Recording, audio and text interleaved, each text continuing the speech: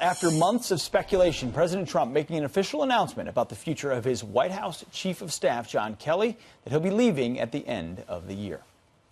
Fox News contributor and former acting ICE director Tom Homan worked under John Kelly when he led the Department of Homeland Security. He joins us now to react. Good morning. Thank you so much for being here. Yeah, good morning. Okay, so let's talk about what's going on. First, we have a little bit of a shakeup, as we mentioned already, in the White House with the president mentioning that John Kelly. What do you think about that? Well, first, John Kelly, he's an American hero, true patriot. I mean, I retired in January of 2017. I was in the office. I was leaving the office that day forever.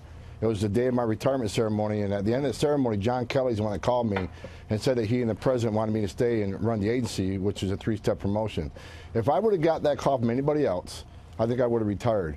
But how do you say no to a man that sacrificed so much for his country? He spent 40-plus years in the Marine Corps, came back from retirement to step up to secretary's job.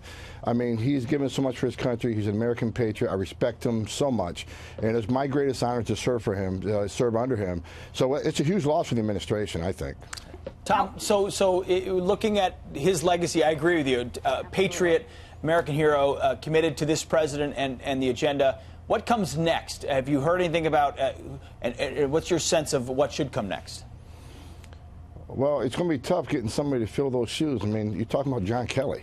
I mean, I hope whoever fills those shoes can keep the fight up that he fought. The guy has stood by this president. He stood by Department of Homeland Security. He stood by law enforcement.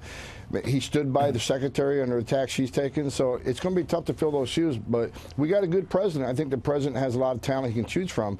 But there's never going to be another John Kelly, in my opinion. Well, I agree with you, Tom. But what do you think about the potential of Nick Ayers coming in? What do you think that he could potentially bring to the table? Look, I think whoever comes to the table, whether it's Nick Ayers or somebody else, they need to stand behind this president. They need to support his agenda, especially when it comes to national security, border security, defending this nation. So whoever it is needs to step up the plate and be shoulder to shoulder with this president from day one.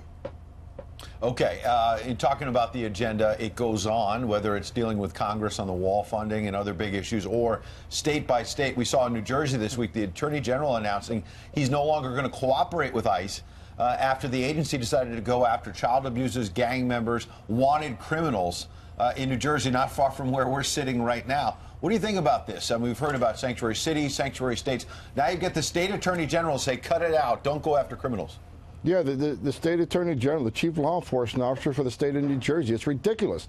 If I was a taxpayer in New Jersey, I'd be insulted. I mean, you're talking about, they can keep some of the sanctuary cities. They're protecting the immigrant community. And the truth is, when you can't arrest a bad guy in a county jail, the safety and security and privacy of county jail, ICE officers have to put it on the line, go knock on a door, put themselves at great risk.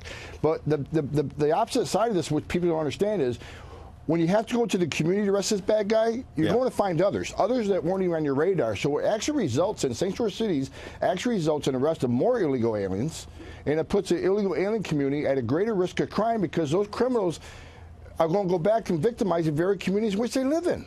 So it doesn't make sense. Sanctuary cities is a big lie by the liberals. Sure. I mean, I have to think that this is falling in line with newly elected Governor Murphy's agenda. He wanted to be a sanctuary state. So, I mean, this isn't a surprise. But so let's move on to Oregon. Oregon's governor budgets $4 million to sue the Trump and defend illegal immigrants with it. Is that a real line item? $4 million to sue? If I'm an Oregon taxpayer and you're going to enter into a civil lawsuit, you're going to sue somebody, is Oregon going to pay for your attorney? Because a deportation hearing is a civil hearing.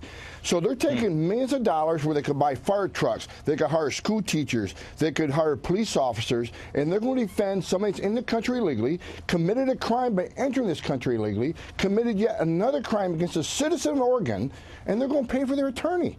It's just, it doesn't surprise me anymore. I'm just, whether it's Oregon, California, New York, Philadelphia, it just continues. And it's anti-Trump agenda, and they're putting their own political bias ahead of public safety and national security. That's a bottom line. It gives you an idea what the president is facing, not just with the new Congress, but state by state. There are some states out there trying to frustrate his agenda. Tom Homan, appreciate you coming in.